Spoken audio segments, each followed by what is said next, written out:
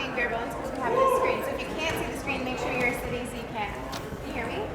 Yes. Okay. I'm going to start off with the land acknowledgement, then I'm going to say who I am, and then I'm going to explain what we're doing here, and then I'm going to say who Nicholas is. So first, I would like to acknowledge that the land on which we work and live today is traditionally used by the Ottawandaran, Anishinaabe, and Haudenosaunee peoples. I recognize that the University of Waterloo is situated on the Haldeman Tract, which is the land promised to the Six Nations, including 10 kilometers on each side of the Grand River. I also acknowledge the enduring presence and deep traditional knowledge, laws, and philosophies of the Indigenous peoples with whom we share this land today.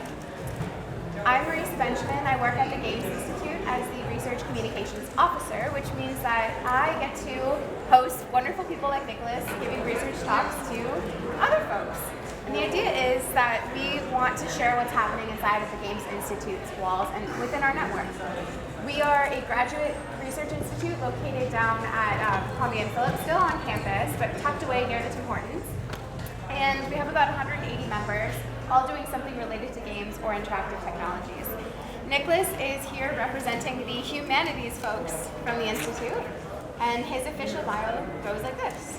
Nicholas Hobin has a BA and an MA from the University of Waterloo, but currently is a PhD candidate at Waterloo in English language and literature. He is interested in post-humanism and game studies and the ways in which digital environments work to confront what it means to be human. His dissertation focuses on the representations, uses, and depictions of life like animals in video games and those cultural implications. The research presently focuses on configuration of animal bodies in digital spaces. So today, we're hearing about Red Dead Redemption 2. Yeah. And he's also the associate, he has been involved with First Person Scholar, which is a Games Institute run middle state publication. So at the end, if you have questions for Nicholas, his research, what it's like to be at the Games Institute, he can probably answer those. If not, come find me or Grace or Nicholas and the other Nicholas, and we will be able to talk to you. Okay, thank you.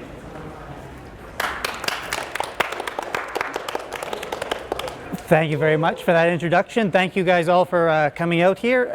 So yeah, as I mentioned, I am part of the I work at First Person Scholar as an associate editor there, and at the Games Institute in general as the animal guy, which is kind of cool.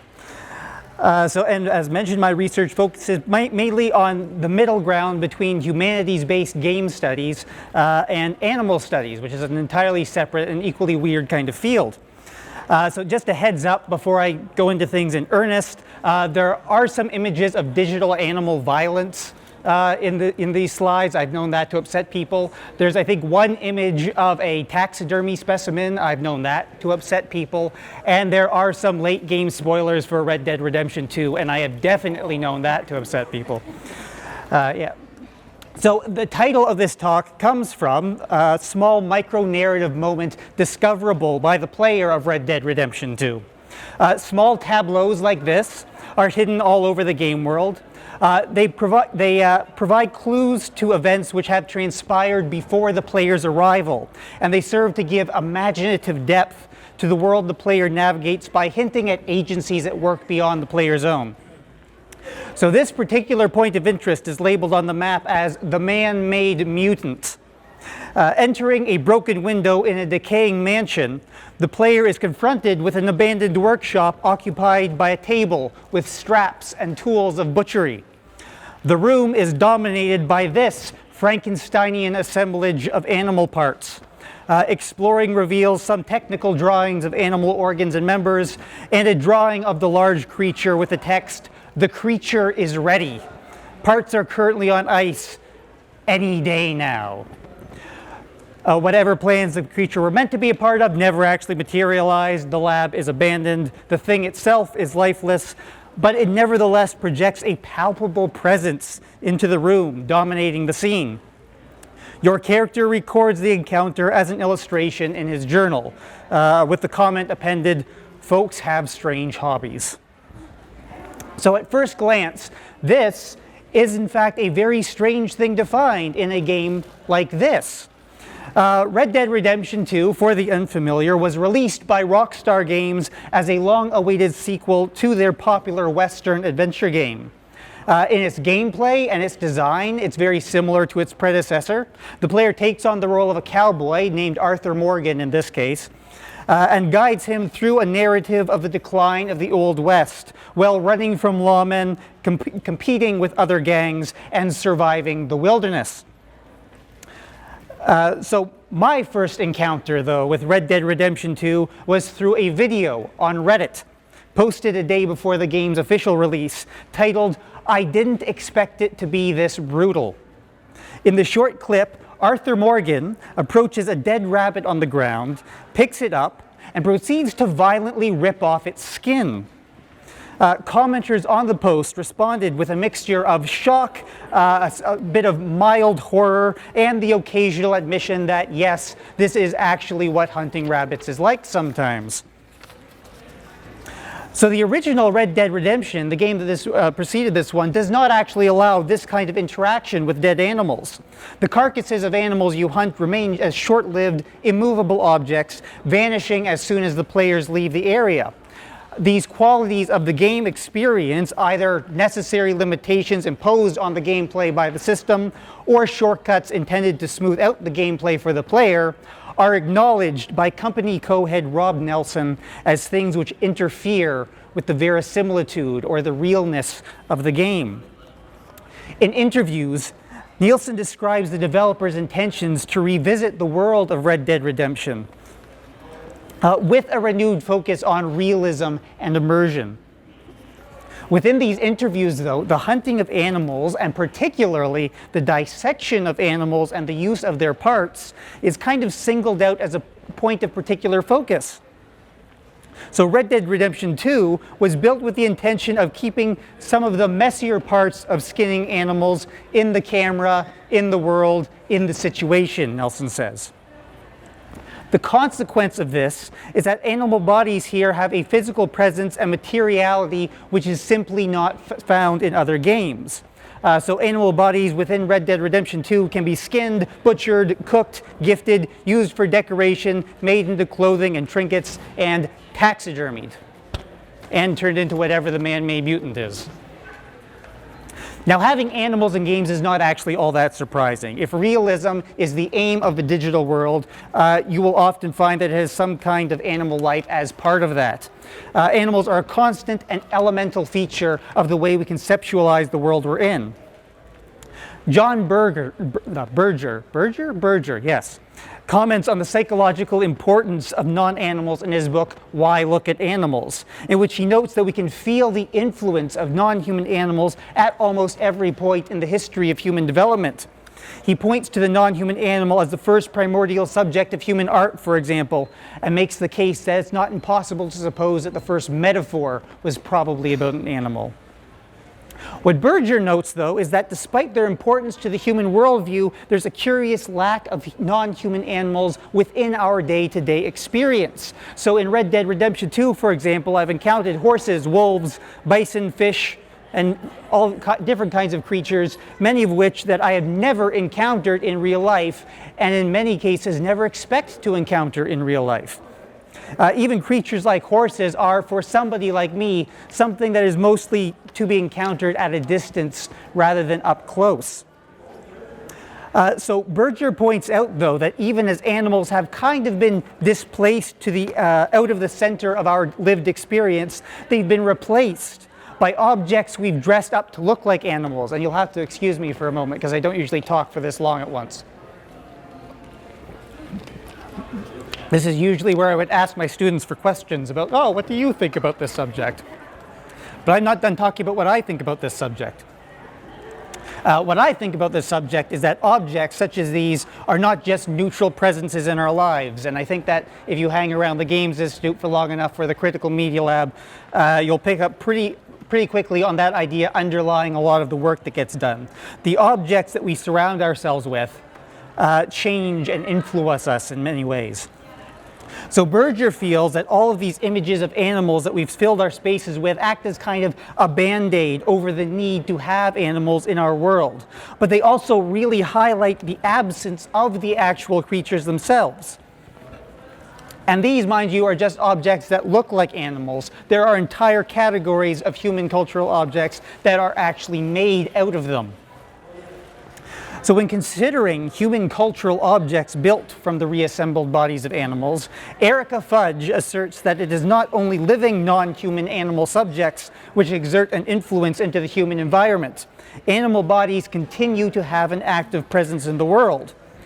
She proposes the term animal-made object, which contains both the idea of the animal objectified and the object constructed out of the animal. The term points to the ultimate inseparability of the animal and its material, and to the active presence held both by the animals themselves and by the objects created from them. Even when they become processed into designed things, animal-made objects possess what Fudge characterizes as a recalcitrance, she calls it, or a kicking against restraint. The animal-made object resists domestication by creating new meanings, sometimes without or in spite of human intention. I want to hold this game up here actually as a kind of a curious example of this. For the unfamiliar, this is Stardew Valley. It's a very successful indie game developed by a gentleman named Eric Barone. Has received a huge content update in the last couple of days, worth checking out. Support indie game developers. So Stardew Valley is a farming simulator, which, amongst other traditional farming activities, the player is able to buy and sell and raise animals. Now, Barone has gone on record to say that he did not only want this game to be fun, but he wanted it to have real-world messages.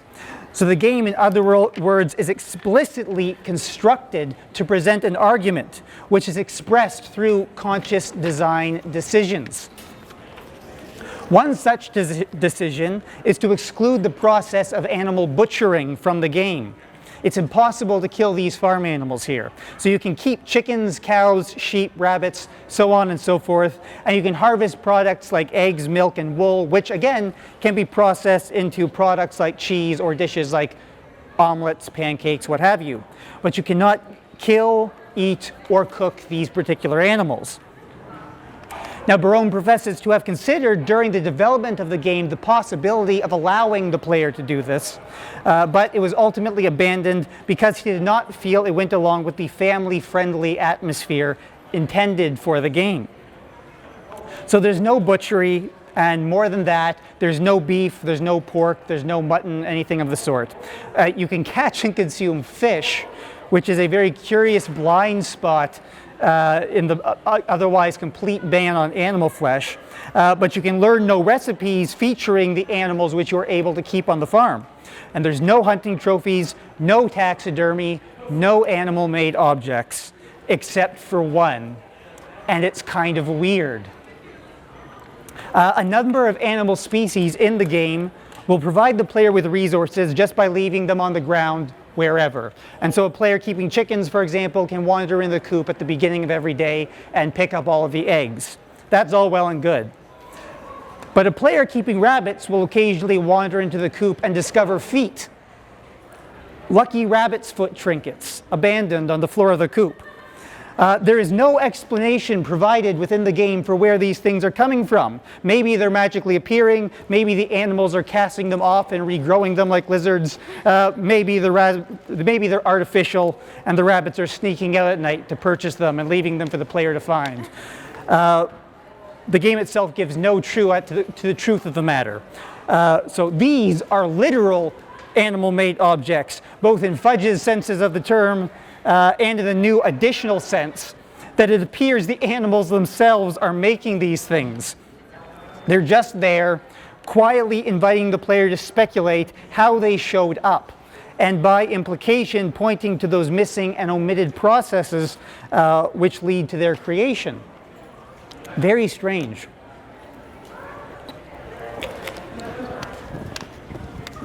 It was very surreal finding one, as a player, finding one of those in the coop for the first time. I didn't know what to make of it.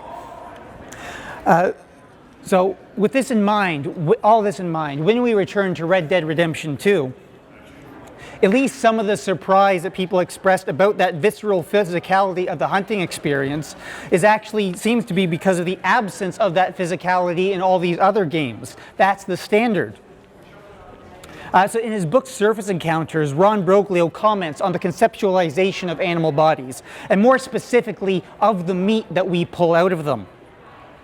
He notes that to use meat, we have to distance it from the animal somehow. The material form of dead animal flesh, he says, is haunted by the trace of a life transformed into an object through the violence of death. And he points to the lengths at which we go to conceal the processes by which the meat we consume is created, so that I, for example, can eat a burger today for lunch, which was very good, without giving any thought whatsoever to the cow from which it came. Video games perform this same kind of glossing over or omission, essentially treating animal meat as a substance adjacent to animals rather than something which comes out of them. Stardew Valley does this to a degree, but for a slightly better example of this, I'll point towards the game Legend of Zelda Breath of the Wild. And so I'm seeing some nods here, so you know what I'm talking about already. Breath of the Wild is, in many ways, a very similar game to Red Dead.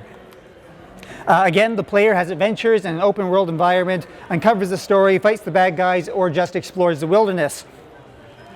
And like Red Dead, there's hunting and killing animals is a very important part of the experience. Here, as a source of meat for cooking. The player learns very on about hunting game animals and birds. The experience of killing an animal in this game, though, is really different.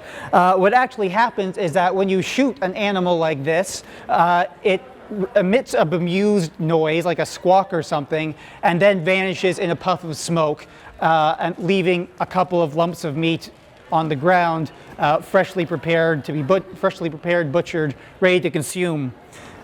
If the arrow is on fire when it kills the animal, the meat that appears will have grill marks on it. So yeah, just give some thought to the kind of processes that are being omitted there. So the processes of animal life, and in particular, the processes of dying and of transforming the carcass into food and materials are entirely omitted from the experience of hunting. Instead, you're only left with the final product, the meat. Red Dead, of course, throws it right in your face that this is happening, and so kind of refocuses your attention on the processes involved.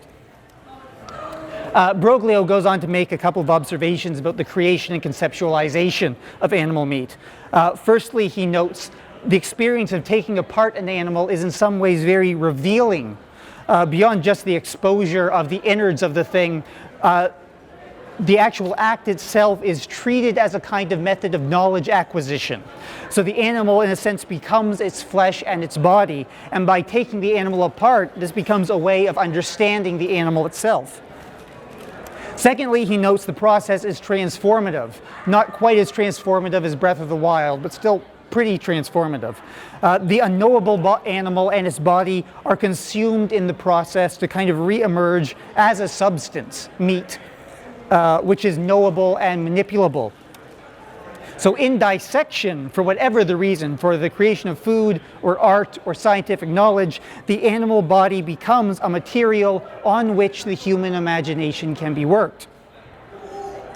So Red Dead Redemption in some ways falls flat into this idea that you can learn about animals primarily through disassembling them. During the game, as the player encounters animals, they slowly fill up a compendium with information about different species.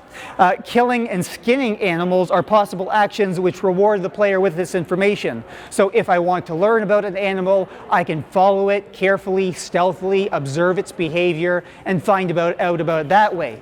Or I can shoot it in the face. And the game treats both of these approaches as equal in terms of what I learn about the animal. So violent collection remains kind of a valid way of learning about the game world.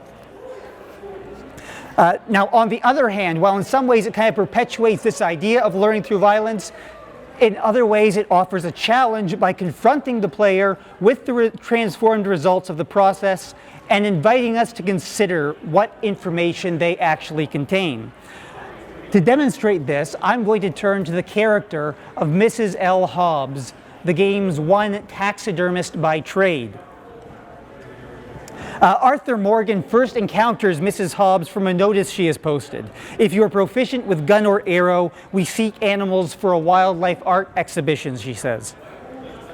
Now, to complete this hunting request within the game, the player must find the animals in question and kill them with as little damage as possible.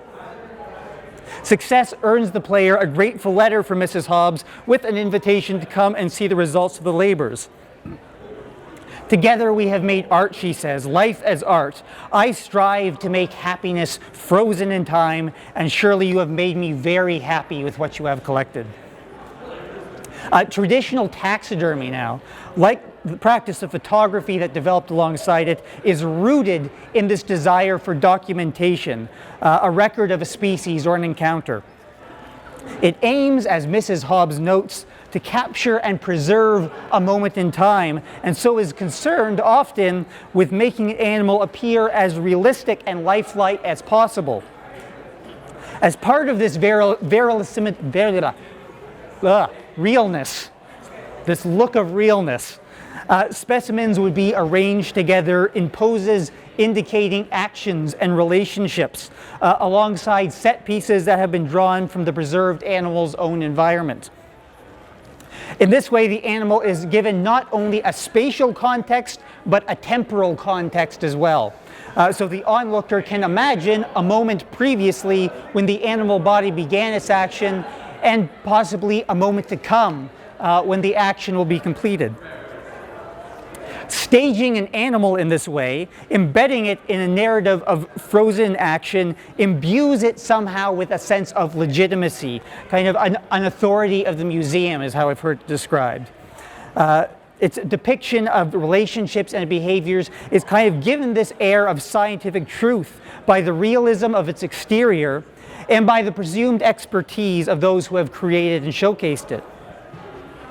While it's never been an entirely professional activity, there's always been this strand of hobbyist taxidermy going along with the more scholarly practice. But taxidermy has always been widely influenced by the concerns of museums for accuracy and preservation. My favorite example of this comes from a book called Taxidermy and Zoological Collecting, a complete handbook for the amateur taxidermist, published in 1899, the very year that Red Dead Redemption 2 is set, as it turns out. The author opens the book on the first page by expressing his concerns about the state of animal ecology. He accompanies this with a short list of species driven to or close to extinction by overhunting, during which he bemoans the loss of the species themselves and the loss of the knowledge of these species, the scientific knowledge these species represent. The reckless overhunting of animals leads him to one inescapable conclusion for the amateur taxidermist, which is that you have to go out and kill your specimens now before there's none left. So you can see how even in a text completely aimed at amateurs, taxidermy is aligned with scientific understanding and preservation. It's assumed that through taxidermy, something genuine about the animal is preserved. Mrs. Hobbs's description of her project as an exhibition is a direct appeal to these implicit assumptions. Now, late in the game, the player actually gets the opportunity to meet Mrs. Hobbs and see the results of their labor. I could describe it, but since I've got this here, I'm actually going to show you a short clip of that encounter because it is hilarious. I hope you can see this clearly. Oops, do that. I love this little fella. He makes me so happy. There's so much life in him, in a way. Look at these three playing poker. Oh, they'll never know who wins because they're all dead. Doesn't look like it. Sometimes I make up little funny voices, and I make believe that they're all talking to one another. I call this guy personal. I don't know why. And these two two over here, oh, they're prize fighters. Obviously, there isn't any prize because they're both dead. I tried this with humans once during a cholera outbreak. No, animals are better. So we'll leave it at that.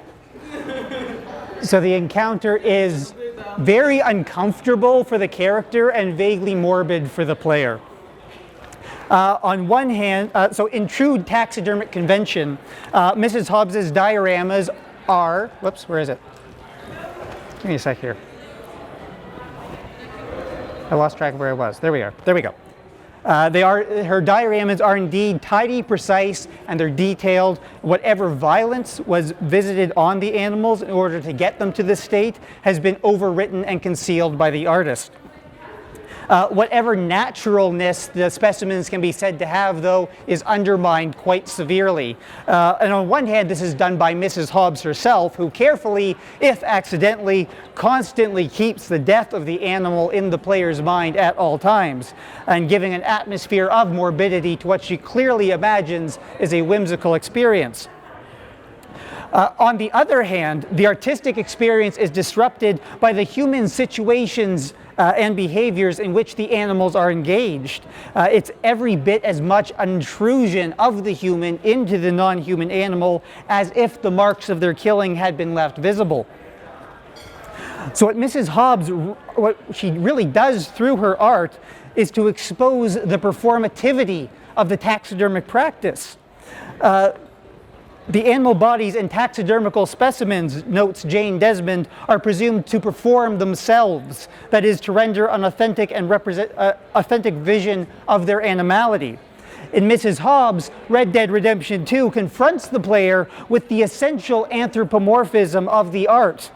The performance of the animal body in a taxidermy piece emerges entirely from the artist's efforts, not from the subject's animal nature. Returning in conclusion to the man-made mutant, your character appended the comment, I thought I knew folks with strange hobbies, to the image of this taxidermic chimera, perhaps as a way of explaining away or minimizing the oddness of the whole thing. Now, I must admit, seeing this for the first time, I felt a little bit stung, almost as though the comment was aimed towards me. My character was, after all, dressed in an outfit made from the pelts of about 6 different animals that I had killed and skinned. This mutant, the ultimate expression of the animal, the ultimate example of an animal turned into a thing, is a grotesque parodical endpoint to a process in which the player is already engaged. It is one point of many within the game at which attention is called to this process of object creation and the underlying anthropomorphism on which these processes are built. And that's it for me. Thank you very much for sticking through the whole thing.